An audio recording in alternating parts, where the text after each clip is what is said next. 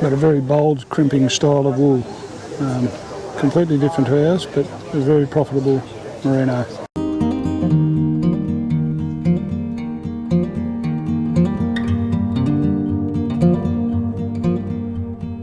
Good morning viewers. This morning we're having a bit of a holiday. We're going to go off to the New England Merino Field Days. Come March, April, May is the joining season in this area. It's now January and people are starting to think about their ram requirements for the upcoming breeding season. So in late January and early February there's a whole lot of merino ram sales in this area to cater for the breeding season. And prior to that, this field day gives studs an opportunity to showcase their rams so that the buyers can have a look at the rams before they actually go to the sale. So a number of the studs have come to Uralla, and so I think there's 9 or 10 studs that have come to Uralla, so they're all in one place. Makes it quite convenient for buyers to go around and have a look there. And there's also on-property inspections available as well. So there's a map that comes with the brochure and you can go around to the different properties and have a look at the rams there. So for the video, I'll try and give you a bit of a flavour of what it's all about. I won't try and show you every stud and all that sort of thing. I'll just see what I can get. It's going to be a little bit of a new experience for me because I'll be videoing in public for the first time. I'm not sure how that'll go, but anyway, we'll see how we go. But the main thing is that Sarah and I do want to have a look at some of these studs and get a good idea as to who's doing what at the moment and see what rams may or may not be suitable for our operation. Anyway, we'll see how we go. Looking forward to it. So we're starting at the stud that's nearest to us. This is the Foxton Stud. These guys breed some pretty good rams.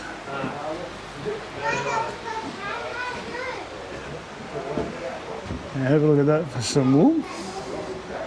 That's a much broader crimping style than the type of wool that we like to grow, but it's a very nice soft wool. Nice and bright, white, soft, beautiful. That gives you an indication of the quality of the rams. I'm talking with Mark Waters. Mark's currently the president of the Australian Superfine Wool Growers Association and a very knowledgeable sheep man. How long have you been growing sheep, Muddy? How long have I been in sheep? Oh, since I left school, which was in, geez, about 40 years, I suppose. About 40 years? Yeah, 40 years too long, maybe. That's 15.2, that one. 15.2? That's on its last test. So. Yeah. That's a very well crimped sheep, isn't it? Yeah. See the depth of crimp in there? Quite a nice good. Pink skin too, eh? Yeah, you want pink skin, but you don't want real pink, you want it sort of a bit purpley. How does the crimping compare with yours, Muddy? Is this about your... Oh, these are a fraction bolder than what I've got. A bit bolder, yeah, okay. But not much bolder. This one here. Yeah, okay, so I don't know, viewers, if you can see that, but... that's quite a good wool, that, isn't it? Yeah, that's very soft. Very nice. It's not a bad sheep, that is. He's the pick yours. That's the best one I've seen so far. Yeah. He's a nice big sheep too, isn't he? Although he's not a bit skinny that way. No, broad. Is he? Yeah. Okay. A lot of them are a bit narrow, but that fella's fairly broad. Yeah. Well, he's probably an older ram too, is he? All right, just hold me here.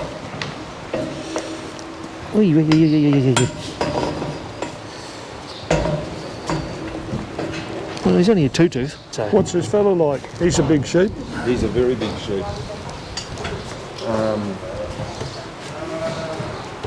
Like he's okay. Not quite as pretty in the wool as that one. Yeah. But he's not bad. How much wool growth have these got on them? When were they shorn? Oh, most likely July or something. You'd have to go and have a look at the book. 6 months wool. Yeah. Okay. Yeah. So we've got in 6 months. How long's that? That's about. I'll be close to 50, wouldn't it? 50? Yeah. 50. 50 millimetres of wool in 6 months.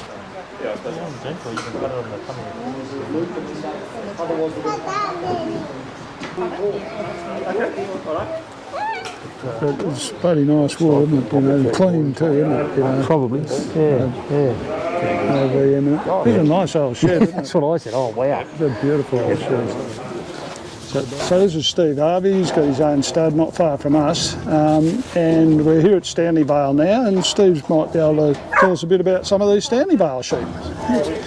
Oh well, these are two-tooth rams or rising two-tooth rams. So that makes them about how old, Steve? They would have been born most likely about September 20. 20, yeah, righto. Yep, Okay. so they're 16 months old. Yep, okay. And they should be just getting their 2 teeth now. Yep. And as you can see, they were shorn most likely, I'm going to make a guess of about August. Yeah, that'd be right. Would be a fair guess. So how much wool have they got on now, roughly, do you reckon? Looks like these have got about 30 centimetres? 30 millimetres? Yeah, 35. 35? Yeah. Yeah, 35 millimetres. 35 millimetres, yeah. And this is a much finer crimping style of... in comparison to the last In comparison property. to the other one that we were at? Okay. A more traditional superfine property. You know, the boughs have been growing this type of wool for a very long time. So here's some... That's lovely, isn't it? Nice. Some nice superfine wool. Yeah, beautiful fine wool. And that one there, that one there would be about 40 millimetres. This one is about 35. Yep. Yep, quite a nice, and it's nice and soft. Yeah. So this is the Aerolog Showground. This is quite convenient because there's a lot of studs here in one spot, so we don't have to travel around to the studs. So I'm with Bateson, Paul and Wilson from England Merino Stud. You guys are out at Walker? Yes. Whereabouts? So we're 40 k's east on the Oxley Highway in the Tyre area, so a property called Mount Agnes. So we moved there about 20 years ago, but we brought our sheep flock with us. From our original property at Scone in the Hunter Valley. And you're merino breeders, so tell us about the type of sheep that you're breeding. Here's one of the rams. So this one's a horn ram, so superfine merino ram. This particular one has got a 15.7 micron test on him. Let me see if I can get in on there. So he's beautiful. Fine wool, isn't it? Yeah, he's a October 2020 drop, so he's about 15 months old. You won't find much wool better than that anywhere in the world. These were shorn in the first week of July. Yeah, so the family's been producing the fine wool sheep for 4 generations. Bateson will be the 5th generation. So five generations currently going. So one of the biggest issues you guys Bateson was saying is that you've got issues with Barber's polio. We're on the Barbavax program, so that's certainly keeping it at bay. It's working quite successfully. We're very happy with Barbavax. Some of the other worms can come and go a little bit. Having a bit of trouble with black scour worm here in the last month, but we've got on top of that. So, do you worm test at all? We do a little bit, yes. Yeah, when we think we need to. If there's something a little bit out of hand, we'll rip a test out and go for it. But been on Barbavax now for, I'm not sure exactly how many years, but when it first came out, we started with it. And we know the success of it, so if we run into worm problems, we pretty much know what we've got to cover. Black scour and brown stomach's pretty much it, and an odd fluke. So we at the moment we're running around 2,000 merino ewes, which is back from the 2019 levels, of course. After going through the drought, we're in a rebuilding phase. So we'd like to get back up to around 3,000 merino ewes with the stud and the commercials. We run about 500 ewes in the stud. And it's all a merino operation now? All merino at the moment. We had done in the past 10 or 15 years, we did have surplus ewes to first cross as a sideline enterprise, but with the rebuilding of the drought, we've gone back to all merino joinings. And it's been worth it because the meat side of merino, the meat value of merinos is still pretty good. It's good, isn't it? And you get the fleece cut and the merino carcass. I think in over the 12 months you're nearly just as well off, I think, and more replacement use. So. And a nice plain bodied style of sheep that you're doing here, because of the fly issue, you're keeping the body as plain as you can.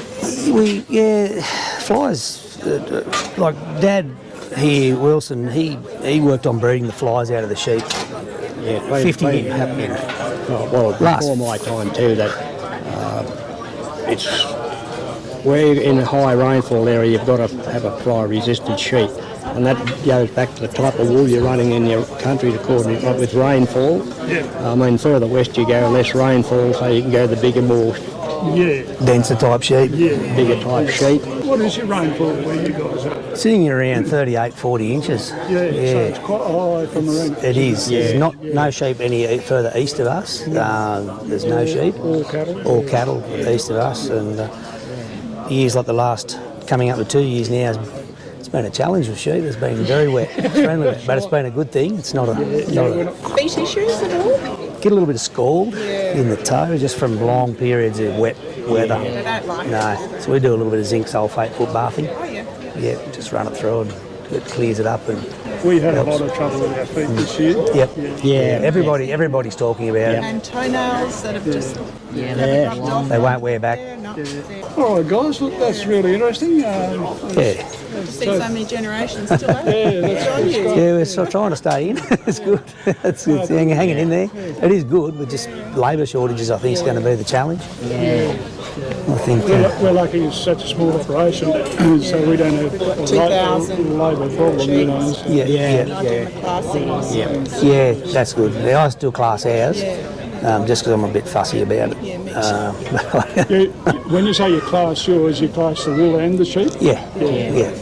So I took over from Dad a fair few years ago now. But yeah, Was he a good apprentice, Wilson? Oh yes, I've got all confidence in him. Yeah. it's the first time I've heard that. It's on camera too. We'll take that.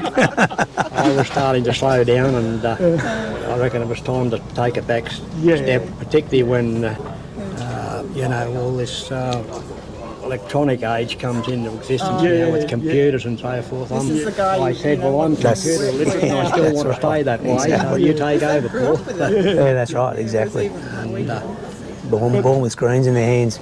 But we were talking to Bateson earlier there, and I was really impressed with for such a young fella, the depth of knowledge and the passion. And, coming through. So, He's passionate about it. Important to know. Well, you should be proud of him. It's pretty good. all right, very good. We'll wrap that No up. worries. All right. Yeah.